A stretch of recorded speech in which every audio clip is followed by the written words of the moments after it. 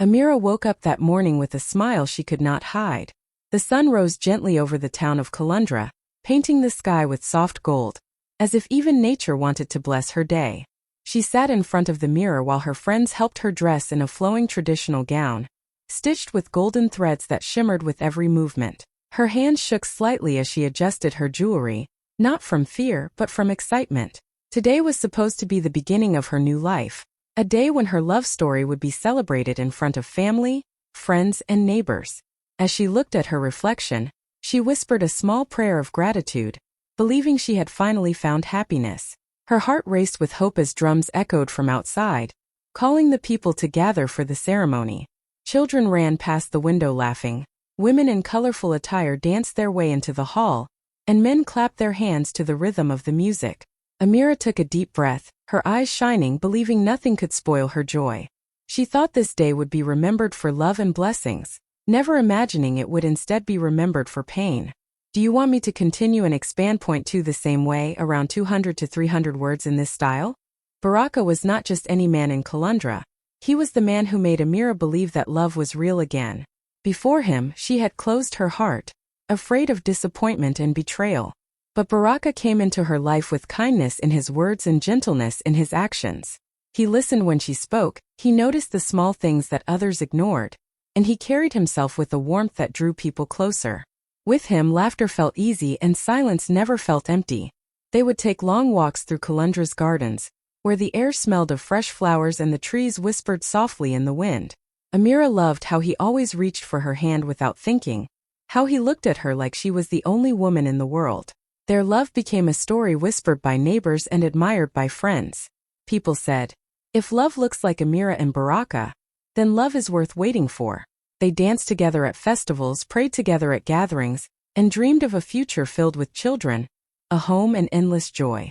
For Amira, Baraka was not only her fiancé but her safe place, the man who gave her hope after years of doubt. She felt lucky, chosen, and deeply cherished. Everyone around them admired the bond they shared, believing nothing could ever come between them. But what no one saw was the shadow of disapproval that lingered close, waiting for the right moment to strike. Amira thought her love was unbreakable, but the truth was that it was about to face its hardest test, one that would show her who really stood by her, and who never truly wanted her there. Would you like me to expand point 3, the mother who never approved, in the same emotional and flowing style, around 350 words? From the very beginning, Mama Nima had looked at Amira with eyes that never softened. On the surface, she smiled politely, welcomed her into family gatherings, and said all the words a mother was expected to say. But inside, her heart carried a storm of disapproval. She believed her son, Baraka, deserved someone different, someone wealthier, someone with a more powerful family name, someone who could bring pride and status to their lineage. To Mama Nima, Amira was too simple, too ordinary, and not worthy of standing beside her son. Amira, with her gentle nature, tried many times to win her future mother-in-law's heart. She brought her gifts, prepared her favorite dishes, and showed respect in every greeting. But no matter how kind she was, her efforts were met with coldness. Mama Nima never openly insulted her, but her silence was heavy, her stares sharp, and her blessings always absent. At family gatherings, when others laughed and talked, Mama Nima would sit with folded arms, watching Amira as though she were an outsider. Baraka, blinded by his love, often dismissed his mother's behavior, telling Amira, "She will come around with time." But Amira could feel in her soul that the acceptance would never come. Mama Nima's pride was too strong, her heart too stubborn. She was a woman who had built her life on respect and reputation, and she could not accept that her only son had chosen a woman she considered beneath him. And so Mama Nima waited. She never shouted, never fought openly, but deep down she carried her disapproval like a weapon she intended to use. She was patient, watching Amira shine brighter and brighter, waiting for the perfect moment to dim that light. Amira had no idea that her future mother-in-law's silence was not harmless. It was the silence before a storm. And when that storm finally came, it would not just bruise her cheek, it would shake her entire world. Do you want me to move on and expand point 4? The gathering of friends and family. The engagement ceremony in Kalundra was unlike anything the town had seen in years. The streets leading to the hall were alive with music, the steady beat of drums echoing through the air, calling people to join the celebration. Women dressed in vibrant traditional gowns of red, blue, and gold filled the place with color, their laughter and chatter blending with the melodies. Men clapped their hands, sang old songs of love, and praised the families that were about to be joined. Even children, their faces painted with excitement, ran around carrying flowers, their little voices adding to the joy of the day. When Amira finally appeared, the hall grew brighter. She walked in slowly, her gown glittering as though it carried the stars themselves. Her friends surrounded her, adjusting her veil, smiling proudly, and whispering blessings into her ears. Everywhere she looked, she saw admiration. Guests clapped, some even stood to cheer, and others pulled out their phones to capture the moment. She looked like a bride already, glowing with happiness, her smile wide and her steps filled with grace. Baraka, standing at the front, watched her with eyes that sparkled. He clapped the loudest, as though announcing to the world that Amira was his choice, his future, his love. The crowd cheered louder as the two exchanged smiles, their love filling the room with warmth. For Amira it felt like a dream. Every song, every dance, every blessing seemed to wrap around her like a promise of joy that would never end. What she didn't notice was the one pair of eyes that did not shine with pride. Mama Nima sat stiffly, her arms folded across her chest, watching the scene with a heart full of bitterness. While everyone celebrated Amira's grace, she only saw someone unworthy standing in her son's spotlight. The drums beat louder, but they could not cover the quiet storm building in Mama Nima's heart. And as Amira laughed with her guests, she never imagined that in just moments, the music in Amira had always been taught to respect elders, no matter the circumstance. So when the time came for her to greet Mama Nima, she bent low with grace, her hands folded in front of her, waiting for the blessing that every bride-to-be longs for. The hall was still buzzing with laughter and music, but in that moment Amira's world felt quiet, her heart hopeful that perhaps, just perhaps, this would be the day Mama Nima finally accepted her. She leaned in gently, expecting warm words, maybe even a smile. But instead, Mama Nima's lips curved into something that looked like a smile but carried poison. She leaned closer, her voice low enough for only Amira to hear. "You will never be enough for my son," she whispered sharply, her words like daggers piercing through Amira's joy. "You may wear gold, you may stand in this hall, but you will never belong in my family." Amira's body stiffened. For a moment she couldn't breathe. The sting of those words was worse than any slap could have been, and yet she forced herself to keep smiling.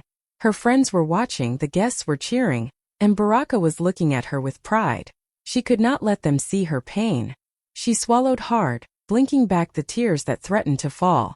She managed a small nod, as though she had just received a blessing, and stepped back gracefully. No one in the hall noticed the wound she carried inside her heart at that moment. To everyone else, the ceremony was still perfect, but deep inside, Amira's joy had been cracked, like glass hit with a stone. She told herself to endure it, to stay silent, to keep the peace, for Baraka, for their future, for love.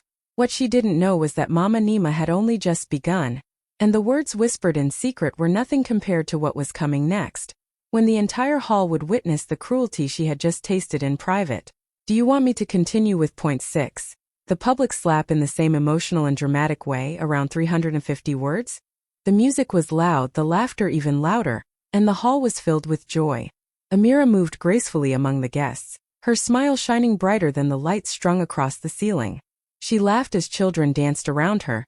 She accepted blessings from aunties and uncles, and for a brief moment she almost forgot the cruel words Mama Nima had whispered. She told herself, "I will not let her spoil my day."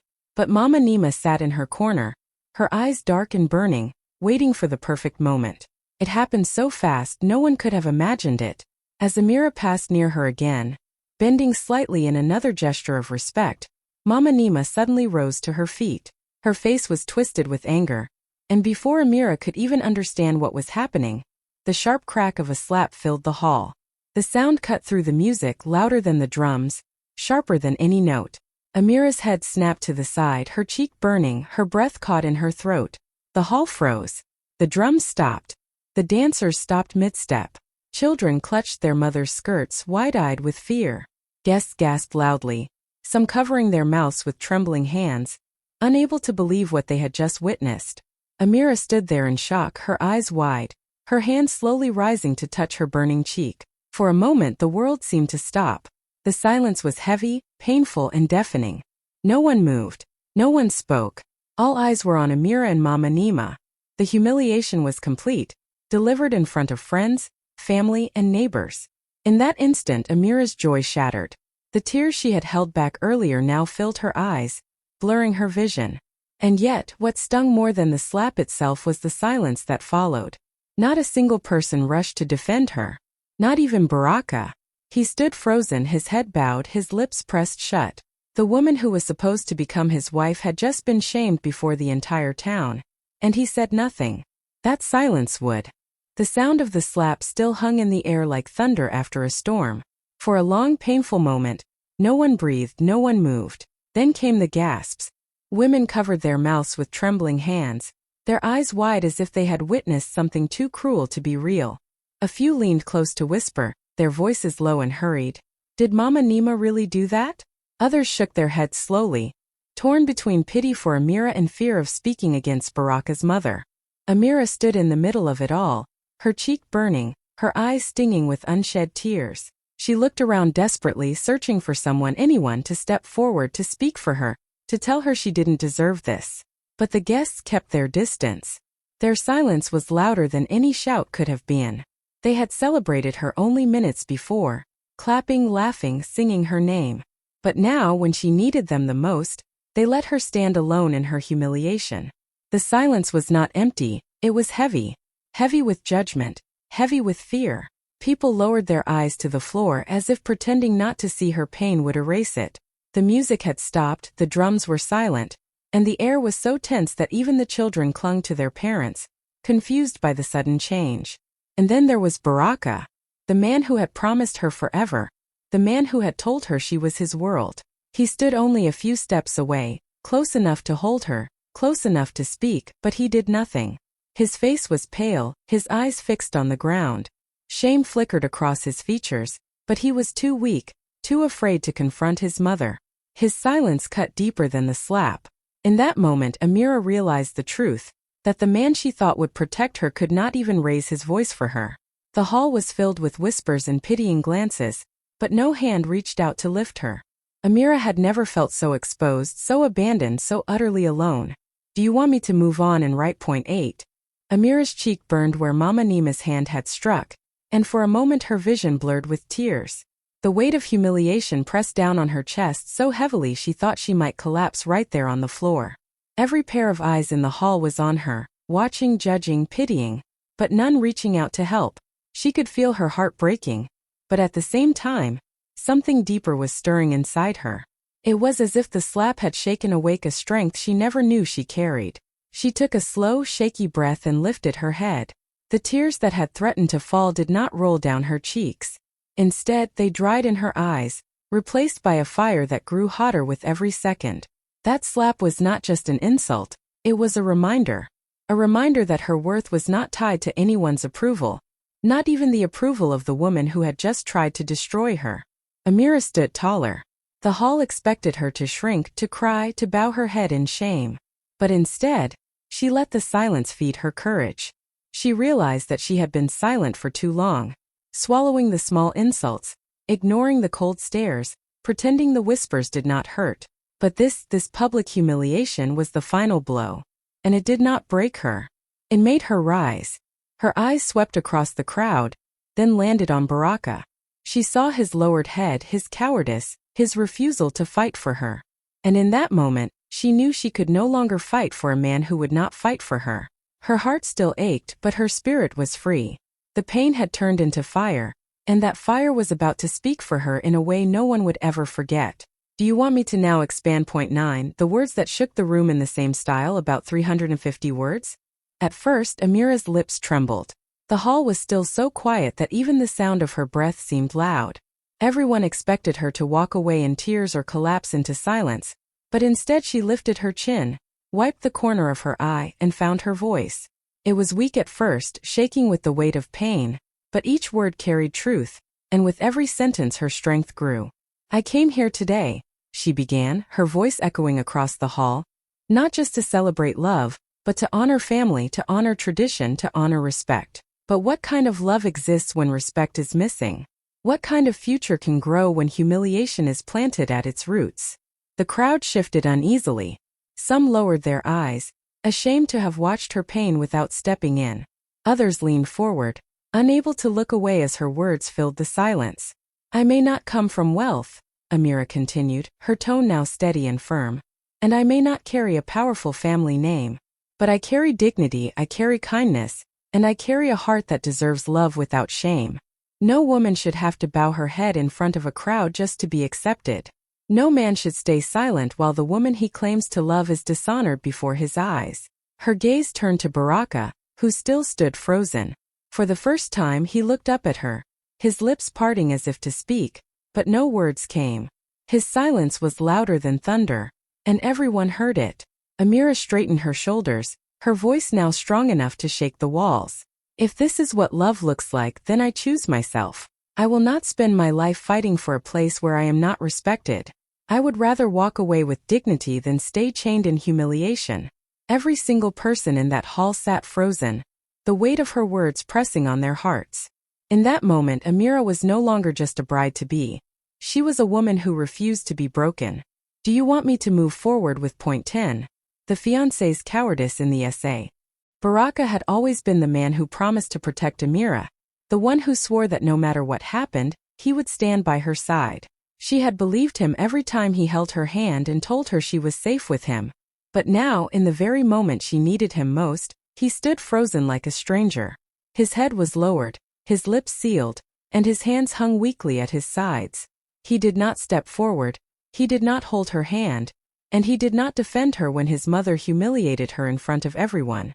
Amira's eyes searched for him through the crowd. Deep in her heart she hoped, just for a moment, that he would break his silence, raise his voice and remind everyone that she was his choice, his love, his future. But all she saw was his shame, and all she heard was his silence. That silence cut her deeper than the slap itself. It told her everything she needed to know, that the man she loved was not strong enough to fight for her, not brave enough to stand against even his own mother. The guests looked at Baraka too, waiting for him to speak. Some whispered among themselves, shaking their heads, wondering how a man could allow such cruelty to fall on the woman he claimed to love. But Baraka stayed still, trapped in his own fear, torn between loyalty to his mother and the woman he had promised to marry. And in that battle he chose cowardice. Amira's heart broke in that moment, but it also cleared her vision. The man she thought was her protector had shown her his true self. He was not her shield, he was her silence.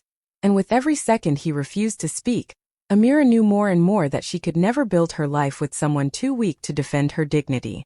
His silence was not just silence, it was betrayal. Do you want me to continue with point 11, the walk away in the same style, about 350 words? The hall was still heavy with silence when Amira's fingers slowly reached for the ring on her hand. That small circle of gold, once a symbol of love and promise, now felt like a chain tying her to humiliation. She looked at it for a brief moment, her eyes glistening but steady, then she slid it off with calm determination. The entire hall watched, breathless, as she stepped toward the table at the front. With grace that no one expected from a woman who had just been slapped and abandoned, she placed the ring down gently. The sound of it touching the wood was soft, but in that silence it felt like thunder. Whispers rippled instantly through the crowd.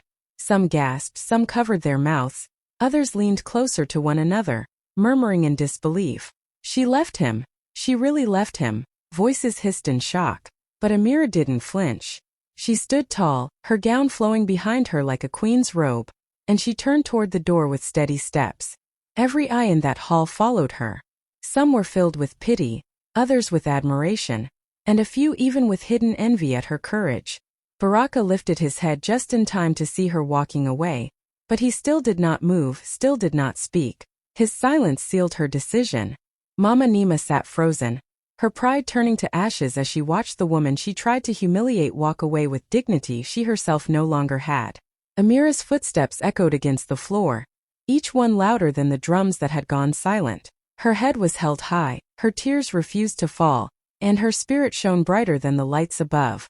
She didn't run, she didn't stumble. She walked out as if she owned every eye and every heartbeat in that hall. When the doors closed behind her, the air felt different. The celebration was broken, the guests were restless, And the story of what had just happened was already beginning to spread. Amira had not just walked out of a hall. She had walked into her freedom, leaving behind silence, shame, and a.l. Unknowingly, while the hall held its breath through the chaos, one guest had kept their phone raised.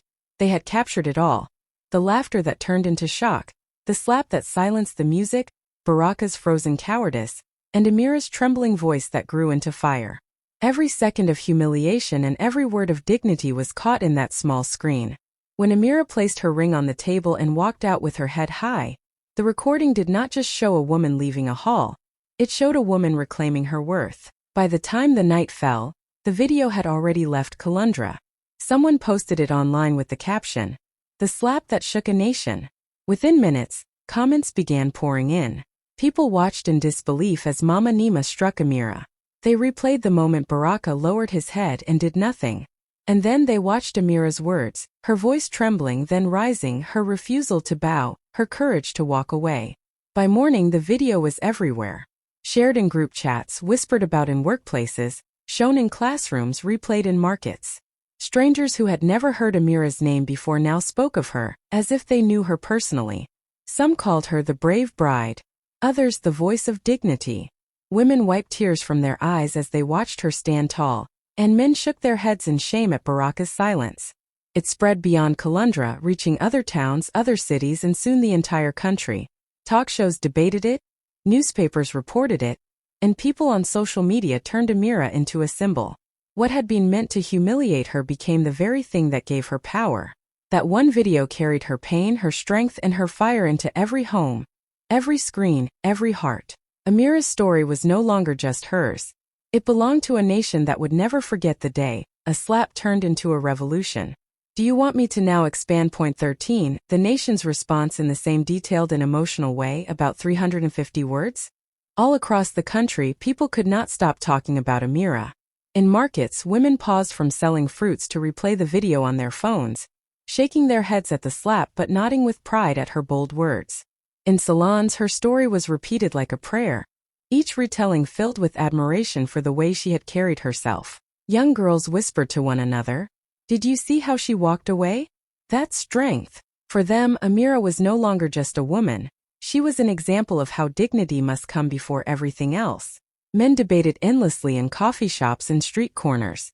Some defended Baraka, saying he was trapped between his mother and his fiancé. But many others condemned his silence, saying no real man should ever stand still while the woman he loves is humiliated. The arguments went on, but one thing was clear. Amira's name was now on every tongue, her courage too loud to be ignored. Soon, her story left conversations and entered movements. Activists picked it up, turning her words into slogans on posters. Love without respect is no love at all. Social media filled with hashtags carrying her name. Women began to speak openly about their own silent humiliations, their own moments of pain, using Amira's courage as a shield to share their truth. It was as if her fire had lit flames in thousands of other hearts. Even leaders and public figures weighed in. Some praised her bravery on national television, calling her the voice of a new generation. Others called for respect to be placed at the center of family traditions, reminding people that culture should never be used as a weapon to degrade women. What started as a private humiliation became a nationwide lesson. Amira had not planned to start a movement, but her refusal to bow her head had given birth to one. What was meant to silence her had turned her into a voice that carried across villages, towns, and cities. She was no longer just Amira of Kalundra, she was the symbol of self. Mama Nima had always been a woman people respected. In Kalundra, her name once carried weight. Neighbors sought her advice, families greeted her with honor, and women admired her for raising a son like Baraka. She loved the attention, the pride, the way people bowed their heads when she entered a room. But all of that began to crumble after the video spread. The same people who once looked at her with admiration now looked at her with disappointment. Her proud walk through the marketplace became a walk of shame. Where there used to be greetings, there were whispers. Where there used to be smiles, there were stares. Everywhere she went, she heard people talking. Women shook their heads at her cruelty. Men muttered that her pride had destroyed her son's future. Children even pointed, repeating words they had overheard at home. "That's the woman who slapped the bride." The title burned worse than fire. For the first time in her life, Mama Nima's name was not a source of respect but of disgrace. At home, silence grew heavy. Baraka avoided her eyes, too ashamed to face the world outside. Family members called, not to support her, but to scold her for letting her pride ruin everything. Even in the quiet of her own room, Mama Nima could not escape the echo of Amira's words. I would rather walk away with dignity than stay chained in humiliation. She had thought a slap would remind Amira of her place. She had thought humiliating her would protect her family's pride. But instead it destroyed the very respect she had spent years building. Her pride had turned into poison, and now it consumed her. Mama Nima never imagined that one moment of anger, one slap in front of guests, would not only break apart her son's engagement, but also strip her of the honor she held so dearly. The woman who once ruled the room with respect was now remembered only for her cruelty. And deep down, she knew it was a regret she would carry for the rest of her life. Do you want me to Kanti? Amira's story did not end the day she walked out of that hall. It only began. She had gone there as a bride-to-be, ready to start a new chapter in love, but she walked away as something far greater. She walked away as a symbol of courage. What many thought would break her became the very moment that lifted her higher. She didn't just leave behind an engagement ring. She left behind fear, silence, and the need to be accepted by people who never valued her worth. Every step she took out of that hall was heavy, but it was also powerful, because she was stepping into her true strength. Soon, women everywhere began saying her name like a prayer. Amira, the girl who refused to be shamed, the woman who chose dignity over comfort, the one who showed the world that love without respect is nothing but chains. Her story spread not as gossip but as hope. Mothers told it to their daughters. Friends repeated it to friends. Even strangers spoke of her as if they had always known her. Amira became more than a woman who was slapped. She became the woman who rose above it. She turned pain into power, humiliation into history, and a broken engagement into a movement that could not be silenced. The day that was meant to shame her became the day that changed a nation. And in every heart she touched, her fire kept burning. Would you like me to now create a final closing chapter that ties all 15 parts together in a powerful conclusion? Around 300 words. So the story feels complete?